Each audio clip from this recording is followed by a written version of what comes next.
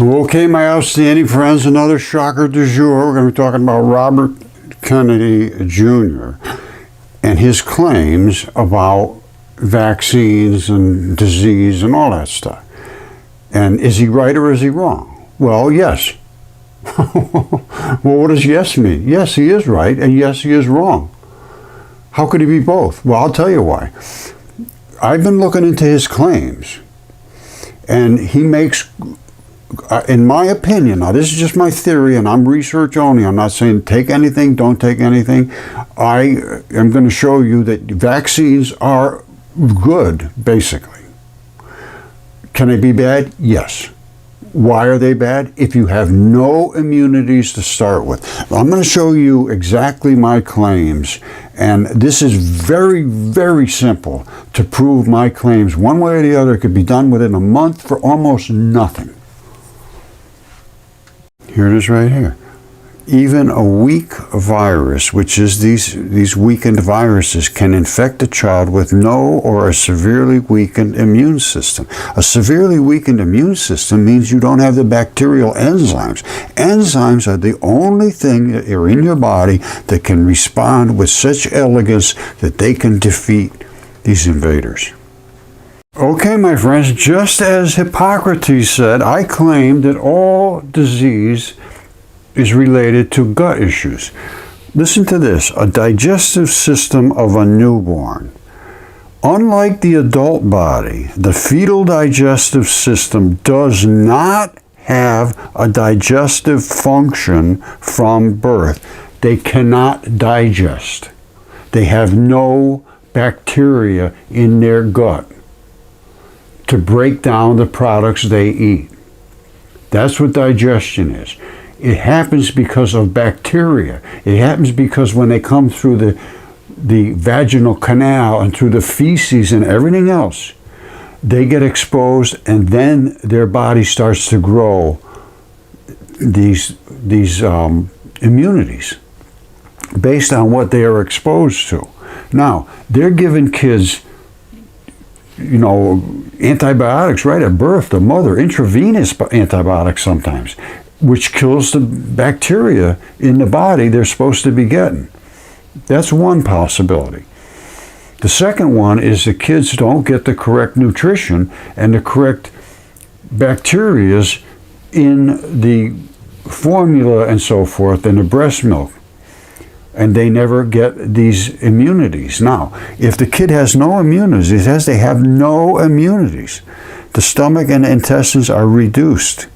The liver is proportionally much more developed. They have no immunities. These are all the different areas in the digestive tract that absorb different types of products. And they absorb them through these villi and so forth, and as the stuff passes by, they bring it in through the membranes.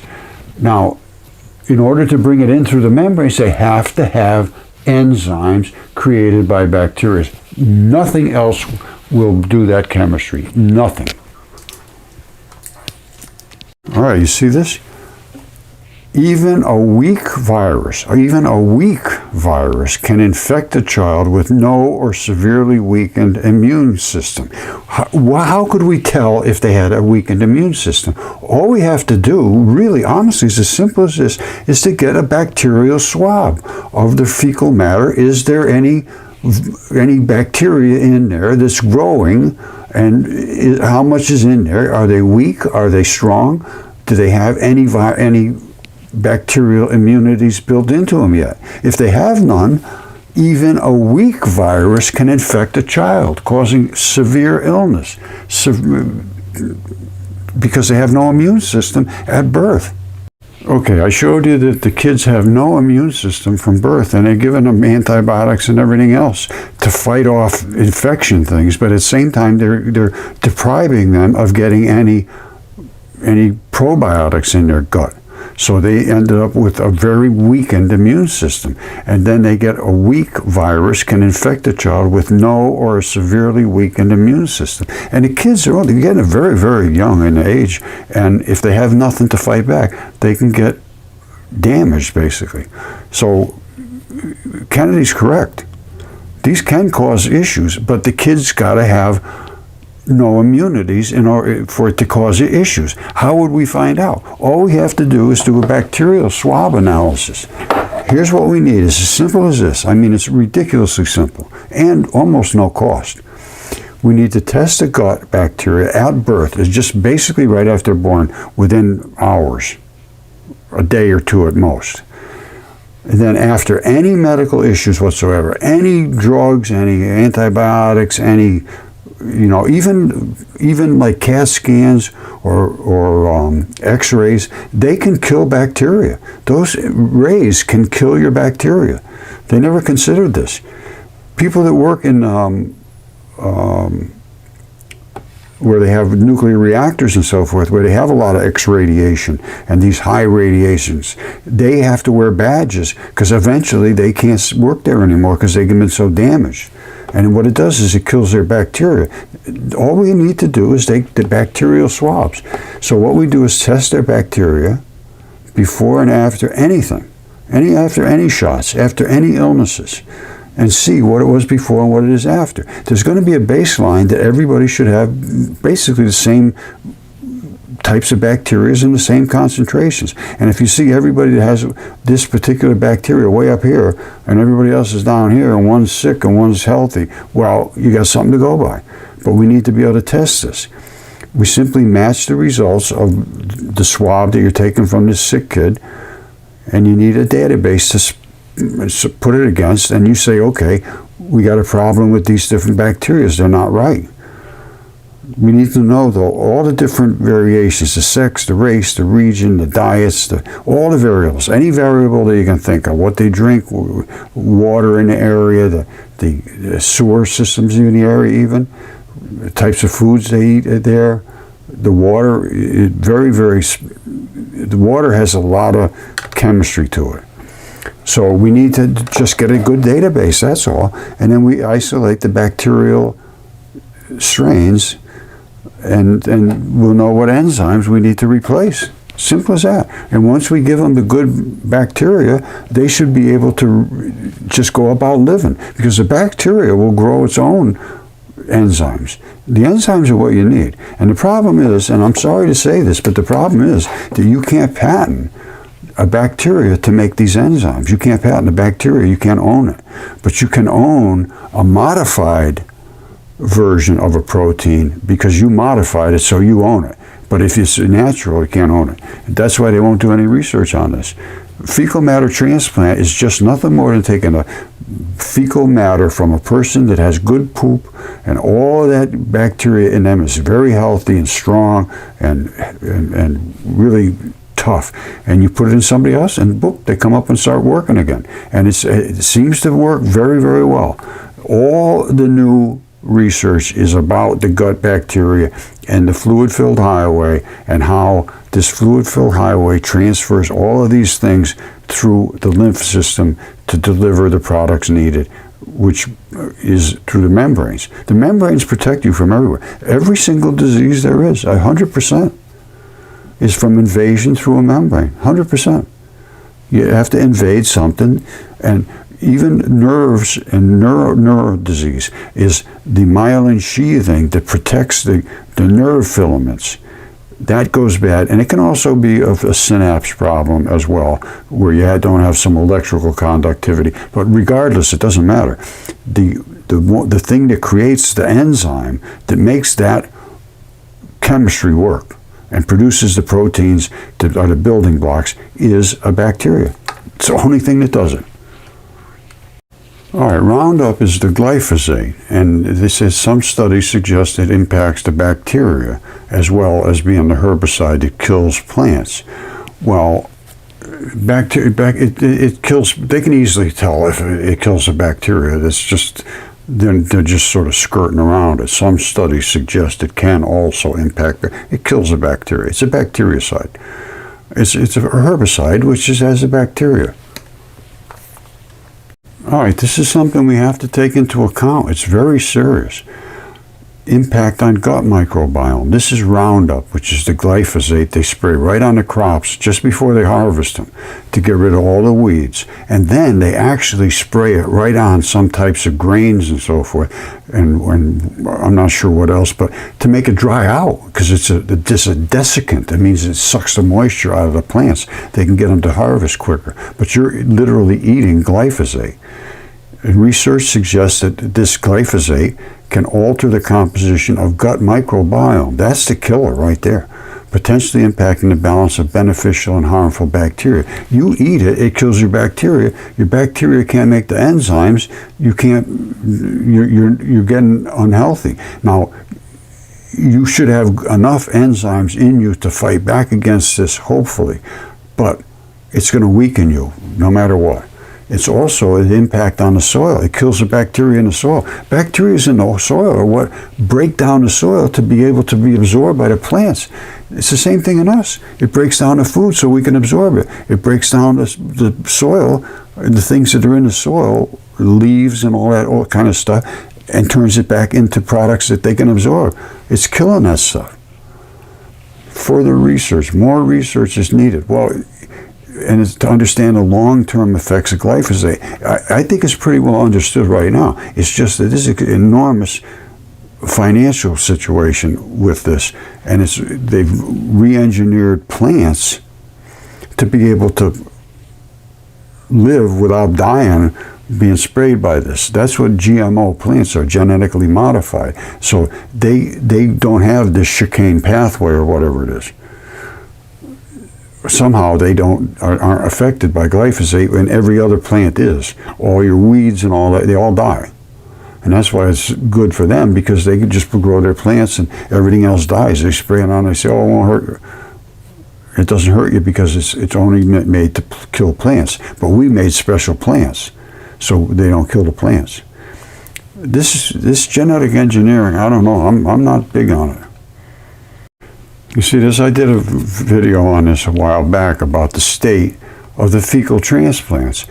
They made it so difficult for these people to get approval to use these fecal transplants, they finally just gave up. They said, this is crazy. And this was back in 2024, the end of 2024. They just said, we're just giving up. They're making it so hard, we can't do it. Okay, Kennedy and Trump should be able to do something about this. This is the state of fecal transplants. All it is giving somebody else a poop from somebody that's a good donor, that's been screened. It's all very healthy stuff. And they finally gave up. OpenBiome was working hard for years trying to get this thing approved, and the FDA kept putting it off. The October 31st deadline mentioned above, FDA needed to issue a decision based on the submission of OpenBiome's IND application or other written permission to continue distributing, because they allowed them to contribute, but they wanted something more, I don't know, something big by October 31st last year. OpenBiome has stated publicly the discontinuation of FMT distribution is not related to the safety or quality of the products, but rather the difficulties the organization has had in making its IND submission over the past 22 months. They made them jump through so many hurdles, they finally just gave up. They gave up and said, this is crazy. We can't do it. And that's what they do when they don't want you to be able to use this stuff, because this covers a broad array of conditions. Everything, right now they're talking about this fecal matter transplant for everything from Alzheimer's to Parkinson's to peanut allergies. I mean, literally anything you put in, literally anything, and FMT, and see what it says. So now, is Kennedy wrong or is he right? Well, I say he's wrong about some things, he's right about some things.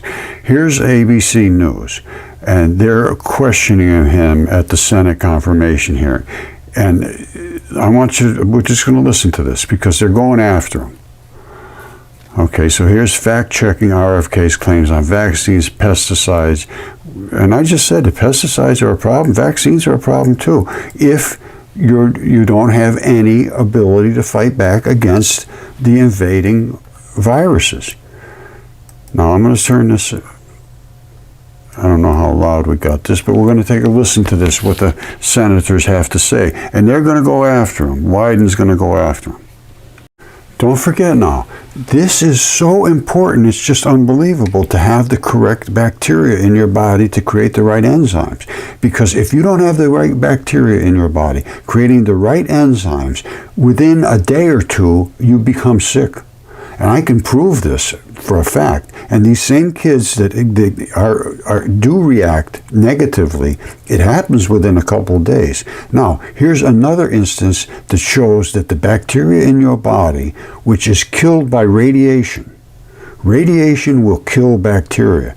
And when you get like a nuclear pulse, you don't get killed by the bomb or anything, you just get irradiated. It's called I forget what the syndrome is, but it's like a pulse of radiation, and then you get radiation sickness. All right, I can't remember the name. It's radiation sickness, and why do you get sick? What happens when you get sick? Why don't you just fall over dead? You don't. All of a sudden, you start throwing up. You get diarrhea. Your digestive system is shot. All your bacteria is basically dead because of that pulse through you. And hopefully you come back, but sometimes they don't. And you'll never probably recharge all that bacteria because some strains will never come back. Other ones are still enough to where they can repopulate. But that's the problem, is you get radiation sickness, you throw up, you have diarrhea, you have all kinds of gut distress, bloating, and you're not digesting anything. That's the problem. So there is another nail in that coffin that says, yes, you damage your bacteria, your enzymes are gone just like that, instantaneously basically, and you need them continuously, 24 hours a day. So you can happen within days you can be sick, and within days you can get healthy. And I have another example where a friend of mine, they were going to let him die. They said, you got a cytokine storm. They did everything. They tried to give him all kinds of antibiotics because of his Lyme disease, and it kept getting worse and worse. Finally, he said they told him he had a cytokine storm. His body was attacking himself. He ended up taking probiotics, and about 2 weeks later, he's out jogging, never been sick another day in his life. You don't have the probiotics in you, which is the good bacteria, you're not going to be healthy. It's just as simple as that. And we should be able to tell very easily by taking a database and finding out what levels are normal and what are not normal. And then we can go by treating. And I think we could actually be able to take a picture of the poop and send it off to AI, and through spectroscopy it could tell the different color patterns and how much of these different colors were in there, what bacteria you had too much of or were missing. It might be that simple. You just go click, send it off, it comes back in a couple of minutes. It says go out and take some lactobacillus acidophilus or some silly thing like that. They know now. All of these different species, they're starting to target the species related to the cancer, actually. My wife had melanoma, skin cancer, and she was, they said it didn't look good. And never mind, I'm not going to even talk about that, because I don't want to give any indication of. She did take probiotics, but she did take the regular infusions, and they say the probiotics help. Well, let me just show you what it says. This is just me talking. I'm going to let the health experts talk. All right, this is not me saying this. It says research indicates that probiotic Lactobacillus reuteri can colonize melanoma tumors. That means where the tumor is growing there, they start growing there. Well, what are they doing? They're eating the tumor, basically. It releases these 3A and promotes anti-tumor immunity, potentially enhancing the effectiveness of immune checkpoint inhibitor. My wife is cancer-free now. And she just came back a couple of days ago from another scan. They had no issue whatsoever. And they were pretty well shocked that she responded so well, because she had spots. And that particular type of cancer can be very quick and aggressive and deadly. And So anyway, I was happy. All right, we're just going to go down a whole batch of them. Autism and FMT, what do they say about that? Effective fecal matter transplant in children. Compared with baseline, FMT significantly improved symptoms of autism in children. All right. However, we need more studies. We need regular. So don't give it to them. Don't give it to them, even though it helps them, until we have more studies. Here's Alzheimer's. Fecal microbiota transplant. The transfer of fecal matter from a healthy donor to a patient shows promise in improving cognitive function, reducing Alzheimer's disease symptoms, potentially by modulating the gut microbiome and its impact on the brain. That's so that you can produce the enzymes you need.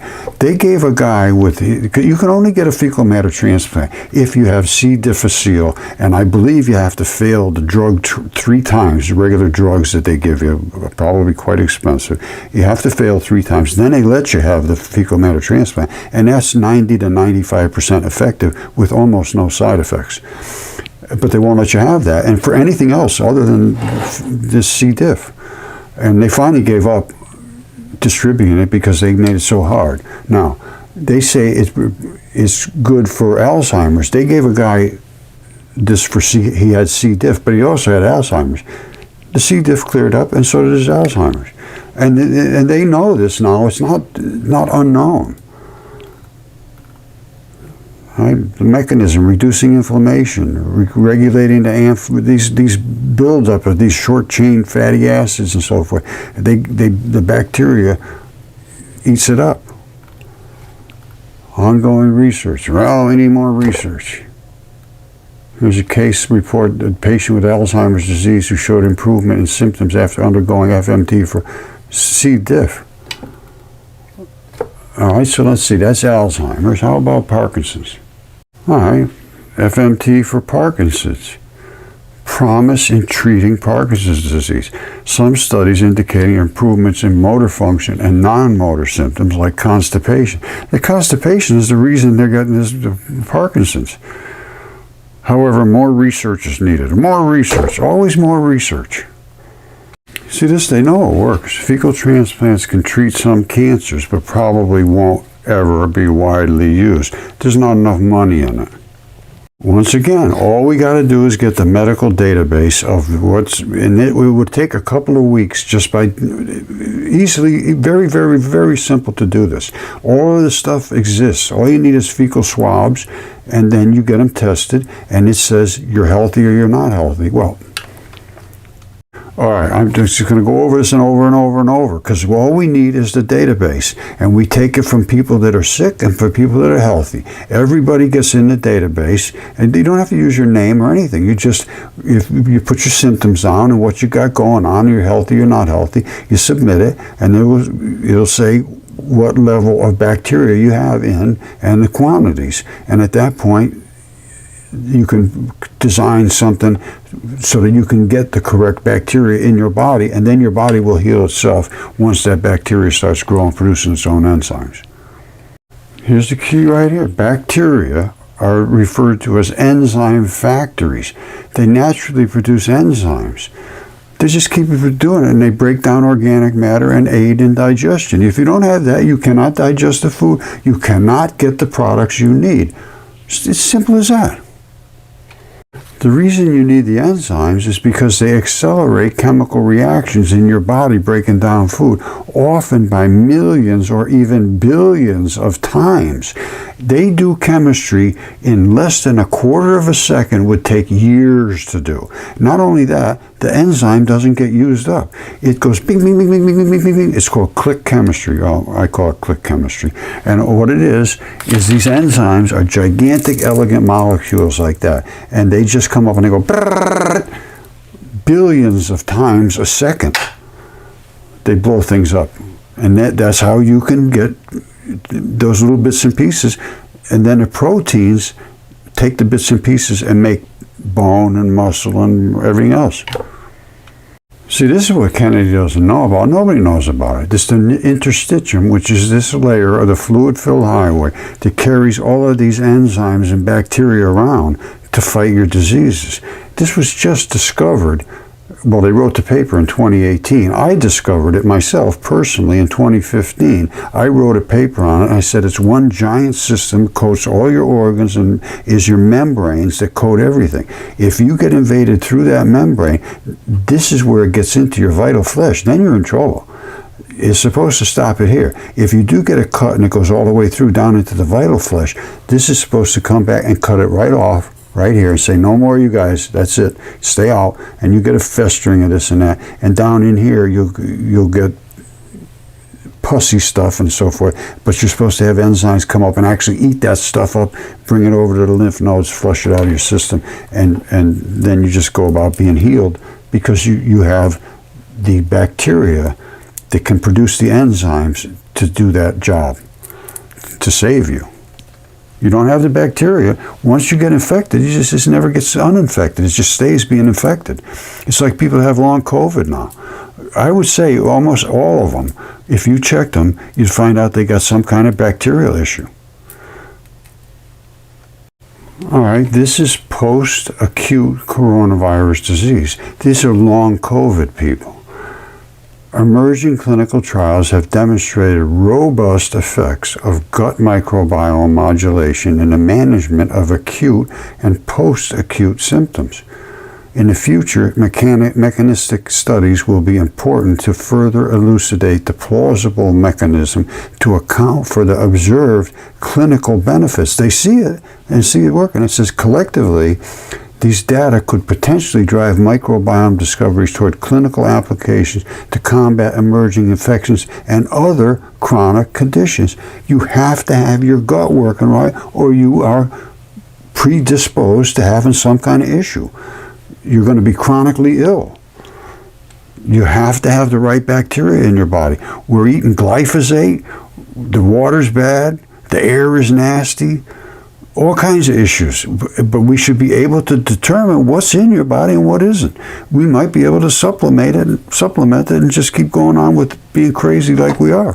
Who knows?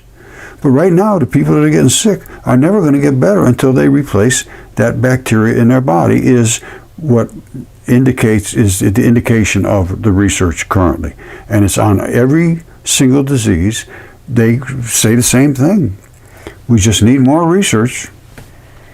Here it is right here. Fecal matter transplant, known as a poop transplant, shows promise of potential treatment for allergies, particularly food allergies.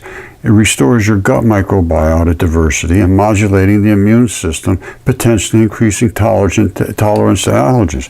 They say it helps in peanut butter and peanut allergies, and the ones that the kids die from it.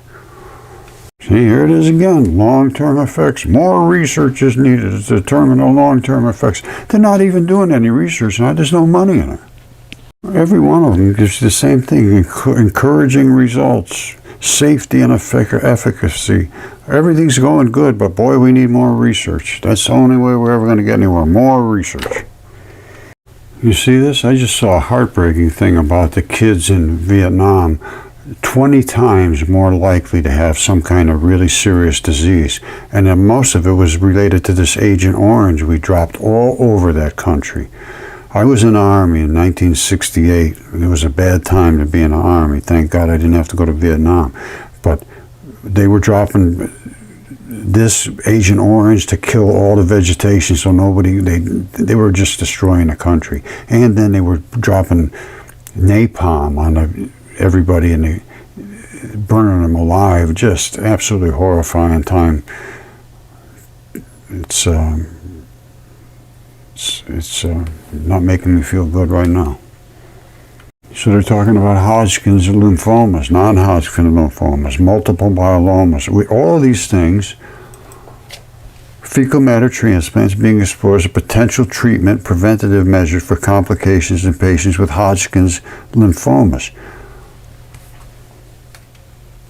Here's another one. Fecal microbiota transplant is being explored as potential strategy to improve outcomes in multiple myeloma. It's every single disease, 100%. Nothing I can find is not affected by fecal matter transplant. If you get all the good bacteria back in your body and it's producing the enzymes That's as healthy as you're going to get, basically. You may have genetic problems. I can't say you don't. But genetic problems are rarely, in my opinion, the issue. It's mostly turning them on. It's called methylation of the switch that turns on the genetic response. The gene is there. It says, here's what you're going to do when you get invaded by COVID-19, or you get invaded by whatever it was. And then all of a sudden you get invaded. It says, okay, let's do it. And it says, where's the methylation enzyme? You say, well, the guy's dead. He's not here to turn a switch on. You never turn a switch on. You cannot methylate that command, which goes out and does the job, so it's never going to happen. Then you get sicker and sicker and sicker until you die. You see this? FMT, generally considered safe and effective. And it's usually for treating recurrent Clostridium difficile infection, high cure rates, minimal serious adverse effects, almost nothing. And it treats almost all of them to FMT, high success rate treating recurrent CDI, ranging from 85 to 90%. So they won't let them have the FMT until they fail the drugs. Why not give them the FMT right in the beginning? They made this so hard to get that you really can't get this done.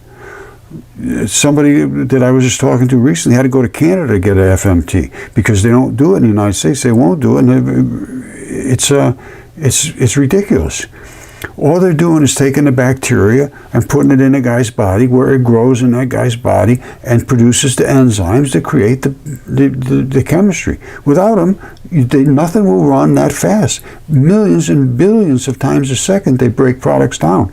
Nothing, you will die instantly, basically, without the enzymes in your body. You fall over dead.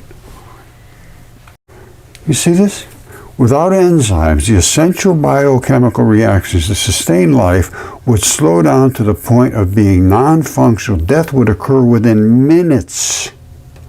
You would die within minutes as the vital processes like nerve conduction, heart contraction, energy production would grind to a halt. Enzymes are so important that within days you can build them back up again. Within days you can destroy them. If you get hit with a pulse of magnetic energy and it kills all these bacteria, well, not all of them, but a lot of them, you start getting thrown up and diarrhea and sicker than hell. And hopefully your body can bring you back. This is what's going on. Within minutes, dead. No enzymes. I think I've made my case. I hope Kennedy sees this. I want to speak. I have some very good information, and we have a group in Northern Ireland that's been doing this for 5 or 6 years now and has very, very good success. But they still haven't been able to use fecal matter transplants. They're just working around the edges with probiotics and a couple little chemistry bits. And again, I'm not giving anybody any advice to do this or that, but we need this database. Once we get the database, we can actually start growing the bacteria. You don't have to take it from somebody's body. Once you have that bacteria, you should be able to grow the bacteria. Once you know the strain, like the L. reuteri for the melanomas, you just grow it. You don't have, and at that point, the problem is there's not enough money in it for these people. Some of these conditions, like there's one for Alzheimer's, there's $26,000 a year. And now they say they just discovered, well, hold on, I think I showed you this, but let's take a look. All right, this is the drug, apparently, and they're just making it available very shortly. $26,000 a year, and we're going to have to pay 80% of that from Medicare. Now, this is what they're saying, and they want you to be started getting this early so that as you feel like you may be getting a little slow in the mind, you start taking this for $26,000 a year, paid 80% by the taxpayers. See, this just came out. January 2025, protection from of Alzheimer's disease progression by a human origin probiotics cocktail. Just probiotics. And here's the specific strains, including 5 lactobacillus and 5 strains, isolated from infant guts. When proven microbiome, what we need to do is focus in on what makes you better with these bacteria and what makes you worse. They go both ways. So you can have some that could kill you, and you can have some that save you. But the prevalence of Alzheimer's is increasing. One of the most burdensome public health concerns among older adults. And this is strictly from probiotics, not $26,000 a year. But there's no money in it. That's why they just won't research these kind of things. So don't forget, this is government shutting this down. They won't let you have this. The government says, nope, you can't have these unless you fail drugs 3 times, and then you get this recurrent Clostridium difficile, and then you can have one which will heal you, pretty much, 85 to 95 to 90% of the time. Otherwise, you can't have one. And I'm sure they're going to make them extremely expensive. All it is somebody's poop. And you can culture these things, I'm sure, and create these different strains of bacteria that are helpful for not a whole lot of money. And again, that is the rub on the whole thing. They won't do the research because there's not a big profit to be made. It's just people get healthy. People being healthy is not a good thing for the doctors. It's just a fact. It's tragic to think of all things that way, but that just seems to be the way. They're not there necessarily to heal you, is my opinion. And they don't want to take any risks. I understand that. And so do things that they're not supposed to do or have been told not to do. But I can't believe it has gone this long and this much understanding of the beneficial aspects of probiotics. And the only way I can think about this is it's just got to be because it's not profitable enough. And you have to understand, but people have to make money. They want to do something that makes money. They don't want to do something that I don't know anymore. I just don't know anymore. You see this? FMT used to treat Clostridium difficile has surprisingly shown potential for hair regrowth in some patients with alopecia areata, possibly due to its impact on the gut microbiome and the immune function. Yes, everything you have to digest has to be digested by an enzyme. If you removed every enzyme from you, within minutes you die. You just fall over dead. But that doesn't mean some of them can't be missing. Some of them can be missing, and you'll be predisposition to say, "Oh, he's predisposition to getting lung infections or whatever." There's whatever condition is, and you have a pre-existing condition. Yeah. Look at this, alopecia universalis. It means the entire body, every single hair on your body goes away. Well, they discovered that 2 case studies reported hair regrowth in patients with this alopecia universalis after FMT treatment because they had C. difficile infections. It fixed both things. And they had another guy that had Alzheimer, same thing. They gave it for C. difficile, and he started coming back to normal. And it only took, I think, 2 months for him to recover. And this stuff happens fast. Once you get the enzymes in your body kicking these things in, they work fast. And like I said, they are very, very elegant. All right, this is a single-celled bacteria, and it squirts out these ribosomes, which are these little balls of chemistry. And when they go through the body and when they're needed, they turn into enzymes. They pop open like that. I mean, just as elegant as can be. So they start off by being tiny balls, and 1 million of those could fit in a single human cell and still have room for everything else. And what are those balls made of? They're made of these tiny little bits called amino acids. And they create one of these big long chains, just like that, literally just like that. All those different colored balls are different amino acids, and they're sophisticated little chemicals on their own. So when they come out, they fit into a ball, and they make a ball called a ribosome. All right, so now that ribosome floats around through the body, and here's exactly how it works. The protein creates the ribosome, which is all those little protein balls. And it comes out as a ball, and it's programmed, and then it comes up and this enzyme, this is an enzyme here, transferase. transfers this into a little mRNA strand, and then polymerase, which is another enzyme, clips open the DNA and inserts this. So you're now immune. That's the one thing that these bacteria do with the ribosomes. There's other things they do. That's what an enzyme or a protein looks like. It's just a huge mass of tiny little magnetic particles. And they are hooked all together exactly identical to that every time, or it doesn't work. And every one of these is a little magnetic signature. It's a dipole moment all over the place, bazillions of them. And there's 20 different amino acids, so you can, every one of them can have its own special little code, very, very sophisticated code. Now, I showed you that. Now, here's what happens when that ball comes out. So this is the ball. And then there's a trigger. Whatever that trigger is, it could be a multitude of different things that turns this on or off. Well, it turns it on. And when it turns it on, it drops the coating it had around it, the sheath. Which I don't know what it is. Is it actually a sheath or not? I don't know. But it opens up like this. Now, this is an enzyme. All right, you see it? What does that do? An enzyme breaks things, it smashes things, it explodes things.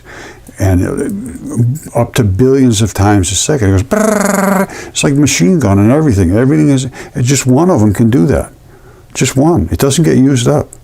Now, it can also come out of this sheath from a different type of bacteria, and it is a protein. And what is a protein? It's a building block. All right, it might be like a little piece of bone or a muscle or whatever. It'll form to be whatever it's supposed to be, depending upon the bacteria that made it. And the same thing with the enzyme. The bacteria that made it creates a certain type of enzyme. If you don't have the right type of enzyme, you can't get the chemistry you need to create a product that may keep you from being sick.